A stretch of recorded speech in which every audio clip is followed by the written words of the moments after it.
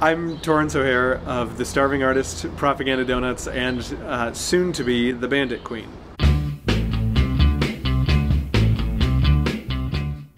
We want to open the Bandit Queen specifically because we want to give options of new and interesting things to eat downtown.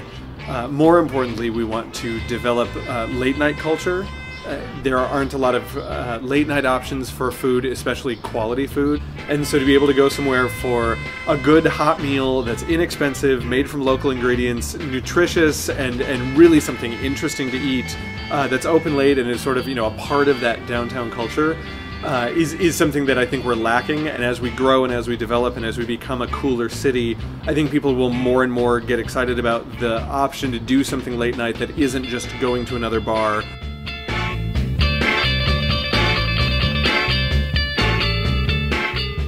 The food's really exciting. It's a lot of flavors that aren't well represented in Grand Rapids. It's a lot of cuisines that aren't represented well in Grand Rapids.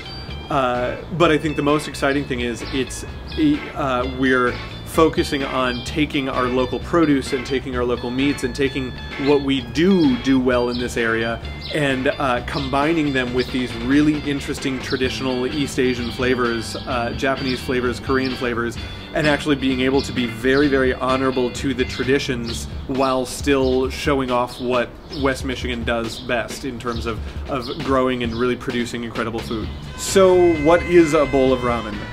Yeah, a lot of people immediately think of the little plastic packs of Maruchan that you ate in college. And whereas, yeah, I guess that's kind of ramen, that is ramen the way a McDonald's apple pie is the same as your grandma's homemade apple pie. Clearly not the same thing, even though I guess it kind of fits in the same genre. Basically, ramen is really awesome chewy noodles covered in a long-cooked, incredibly flavorful soup topped with a bunch of fresh vegetables and roasted things, meats and poached eggs and just, any of the local bounty you can find. The menu is going to be very, very small, just a handful of items every day, everything made super fresh. It's going to be definitive market-based cuisine. It's going to be, this is what the farmers brought me that day, this is what was at the market that day, we're going to turn this into the best possible thing we can for that day, and that's what's on special. We really want to involve the community, involve you guys through IndieGoGo, because we want to make this really community oriented. It represents what we do much better when it comes from people who are really invested in the project itself, invested in us, invested in the well-being of the city. Those sorts of things that draw people to this town, the sorts of things that when somebody moves to the city, they go, holy cow, there are so many neat things to do here, let's settle down here and let's bring our friends here. When you contribute to our project, you are actually buying the things we need physically. You're actually buying our bar stools, you're buying our bowls, you're buying our boiler for the stock, you're buying our pasta cooker, you're buying a new table for the kitchen's workspace, you're buying a new refrigerator so we can keep all of our local organic meats and produce separately. You're buying coolers for behind the bar so we can stock our beverages. This isn't sort of a development project.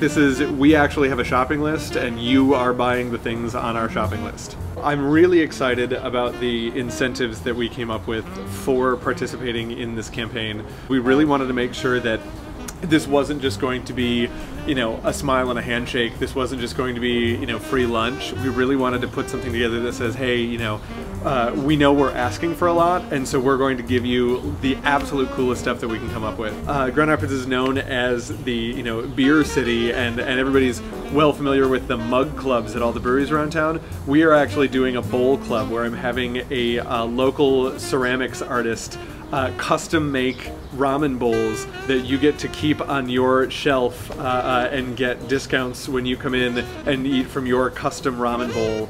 So really cool stuff to sort of say thank you, because this is a big deal.